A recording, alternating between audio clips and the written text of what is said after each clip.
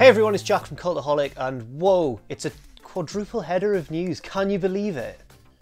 No. What a start of the week it's been in WWE, and also, at the end of the video, a cheeky little news piece from elsewhere in the world of wrestling as well. But let's start off with what happened on Monday Night Raw involving the Survivor Series teams for this Sunday on November the 19th. And I'm Jack from Cultaholic, by the way. Damn. First of all, let's talk about Paige, someone who didn't appear on Monday Night Raw, but she was there backstage. As per, I think there was an image that came out that showed her at the show, and also an image on her own Instagram of her taking a selfie with Alicia Fox. Now, PW Insider have reported that maybe this led to some heat backstage with WWE, who withdrew Paige from the Survivor Series women's team as a punishment. We don't know how true this is, but it would certainly make sense when you look at the triple threat women's match, which became a qualifier for Survivor Series in the show itself. That match saw Bayley defeat Dana Brooke and Mickie James to become the 5th member of the Raw Women's Survivor Series team. But could that have been Paige? Was that supposed to be Paige? It would obviously have been a huge return, but I guess either there was problems with what Paige posted online, or maybe plans just changed, or maybe it was the original plan. But either way, Paige is not a member of the Survivor Series team, and we're going to have to wait a little bit longer for her debut. But I'd suggest that that debut is coming up pretty soon if she's attending Raw shows backstage. Another major change came, and I'm sure you've all heard about this now because my boy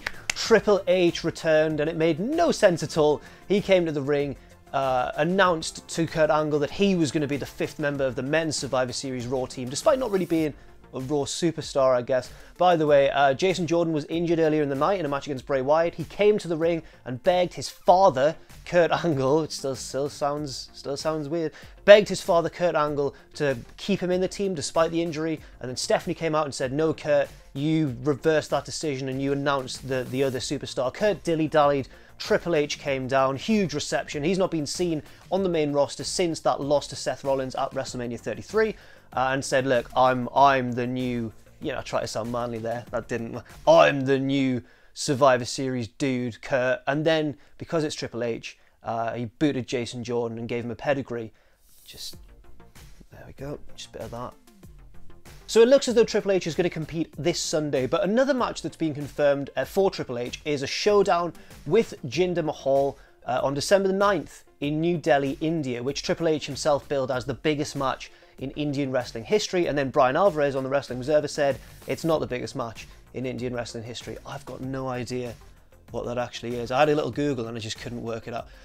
I mean, Alvarez, if you want to get in touch, mate, just give me a tweet and let me know what that is, because or if any of you know what the biggest match in Indian wrestling history is, please do leave a message in the comments section down below. But regardless, this has been followed by the news that WWE are cutting in half the Indian tour. It was going to be 2 dates, now it's only going to be 1 on December the 9th, which will feature that huge match between Triple H and Jinder Mahal. WWE even revealed this themselves in a press conference, and they kind of span it as, look, the Indian fans are so passionate, we've had to combine the shows into one big super show. But I think it's widely believed online that actually ticket sales weren't going quite as well as they expected them to, and sort of they've cut their losses, and to maximise the profit from the tour, they've just made it that one date on December the 9th. But what does this mean going forward? It potentially means that AJ Styles' WWE Championship reign is more secure than previously. There were reports and rumours that he was going to drop the title straight back to Jinder in India, but now there's only one Indian date and Jinder's tied up with Triple H. It looks as though AJ is going to keep the belt for the time being,